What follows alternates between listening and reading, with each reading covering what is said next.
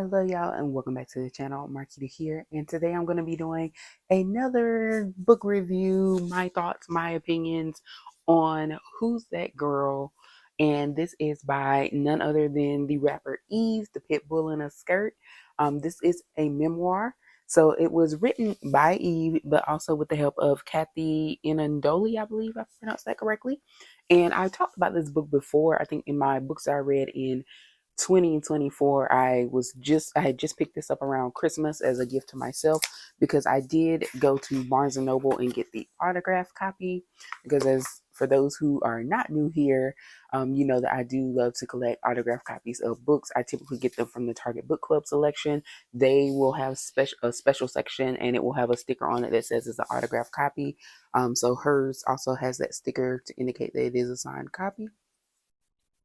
And so, just to give you an idea of kind of what the book looks like on the inside, if you're wondering, like font, sometimes people like to see font, text, all that. So it does have some pictures kind of in the middle of like of Eve, like her mom throughout her life, that kind of thing. But I love the way the book was written. That's first of all, I just want to say that I love the way it was written. I think she did a great job with breaking it down into the way her life kind of played out in terms of the sections of her life. And I'm just flipping through, I believe there is a table of contents just so I can kind of give you an idea um, of how she separates. So they have different titles, different chapters have different titles, like on the Eve of Destruction. So she has some things that are relevant to her music career in terms of the names of her albums, where she was in her career. Then as you get in, it starts off with her kind of how she got started into rapping. Don't mind this grease spot that is from my finger because I just put some lotion on. But yeah, so this is it's in hardcover right now because it is a relatively new book. And again, I want to have the um signed edition.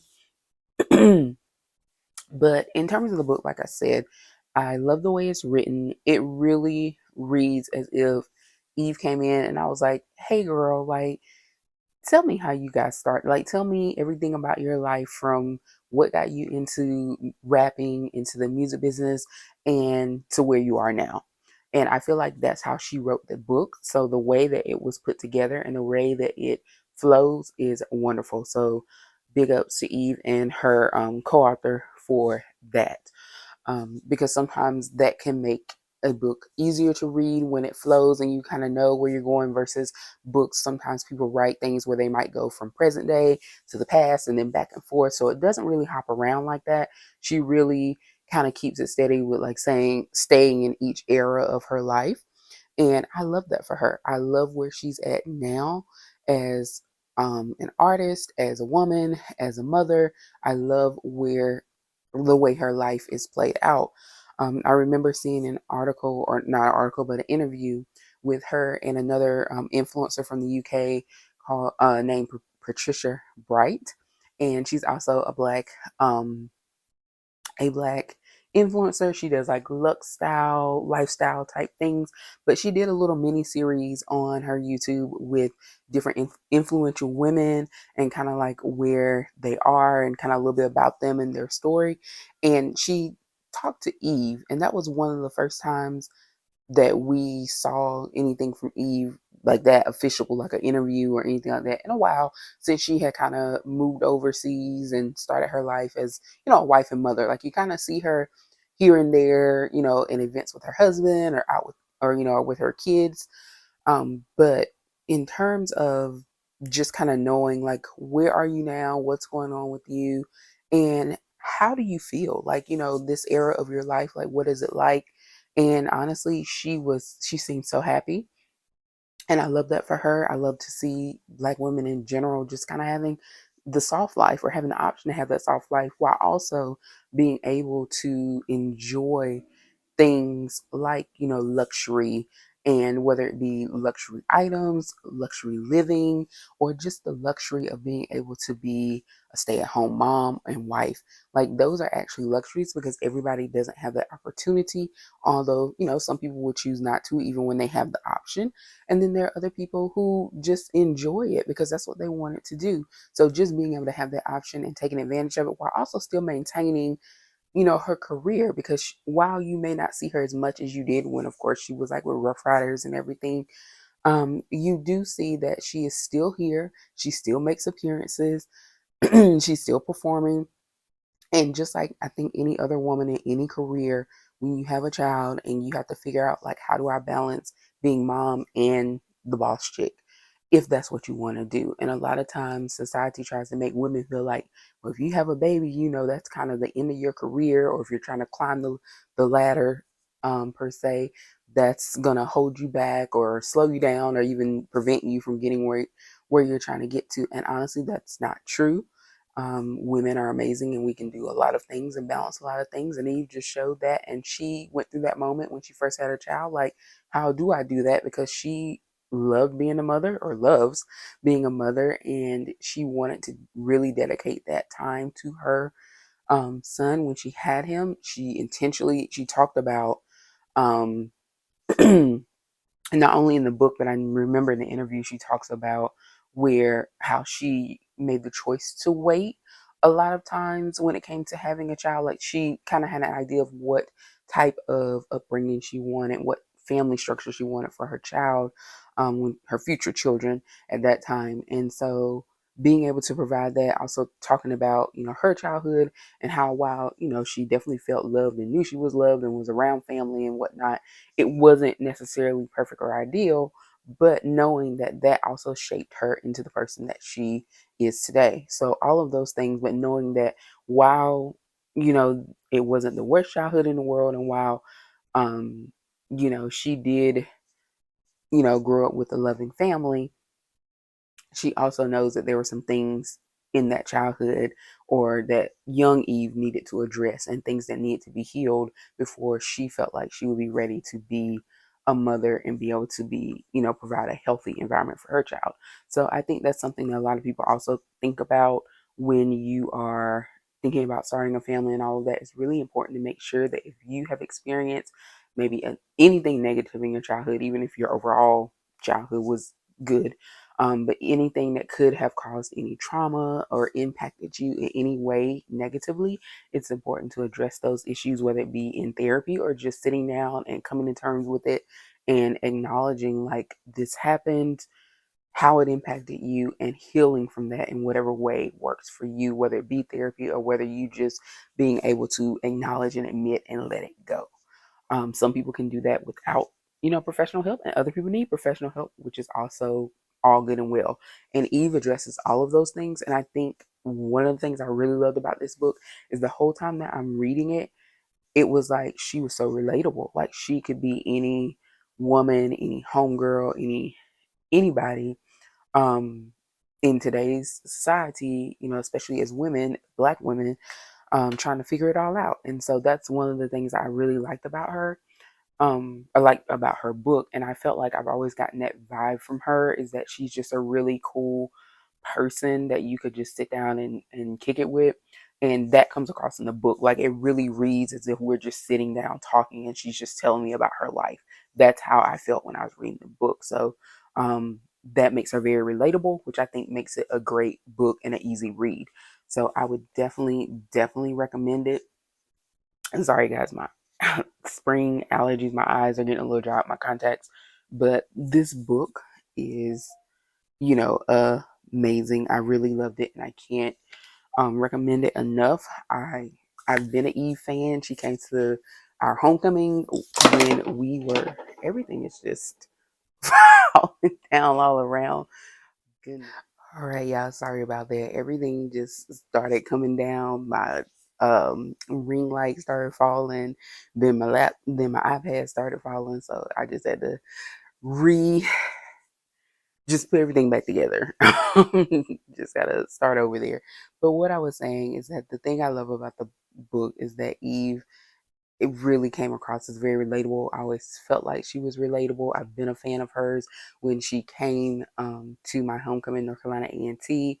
It was her and Swiss Beats and quite a few other Rough Riders, along with other people, Lil Wayne, the whole big thing. This was years ago, and like she wasn't even married or any of that, nowhere near that part yet of her life. But she came out and she rocked it, and of course her classics like "Who's That Girl," and so hence the title. If you don't know who Eve is and you don't know about her, she does have a song called "Who's That Girl." It was a very popular song that she put out. The song Tambourine, which I absolutely love, and she talked about how that song almost didn't come to be because it was a little bit different than what she had been doing in the past, and that goes back to addressing some of the things that she dealt with in the industry, being on Rough Riders. She definitely talked about how much love she had for her Rough Rider family and everything, including DMX and her relationship with all of the members, and how, and when I say relationship, I mean like in terms of working relationship, friendships, all of that. And I think it was awesome because we know she was on there. We know she was like the first lady, but sometimes we know how for females in the industry, especially when you're the only one on that label or the main one or the first one, how things can be. And it looks like her experience overall started off at least really positively, especially from the core like DMX and the locks and all of that. So I think it's great to see that because I think we kind of, it seems so far removed, but that's her. Like I remember Eve, I've known Eve and known, I mean, as a fan, and as an artist since she came out. Like I remember the Rough Riders anthem and that being at Myrtle Beach, which is, the beach that I grew up going to and not far from my hometown. And it was just, memories, and wow, like that was just everything. So she kind of, it was like going back in time because I feel like she's one of the artists that I feel like I've kind of grown up with. So when she's going through certain periods of her life and some of the things she's talking about is very relatable as well because I was living in those moments and some of those things are also very relatable. So I keep saying that word, but really that's what this book gives. And like I said, it does give the vibe of if Eve just came in to your house and sat down and y'all just started, chatting about her life. I feel like that's what this book became. Like that's what this book gave. So I would highly recommend it. I really enjoyed it. And if you're an Eve fan, I think you'll definitely love it. And even if you're not really per se a fan, but maybe you know who she is and you're just curious to know a little bit more about her as not just an artist, but also a woman, I would also recommend that book. So, as part of Women's History Month, I love seeing, like I said, Black women living the soft life and also Black women who are just boss chicks, and she is definitely that. I think people forget that she's not just married to her very wealthy husband now. She still is very actively involved and has her own things going on, but she also now realizes that she has a partner.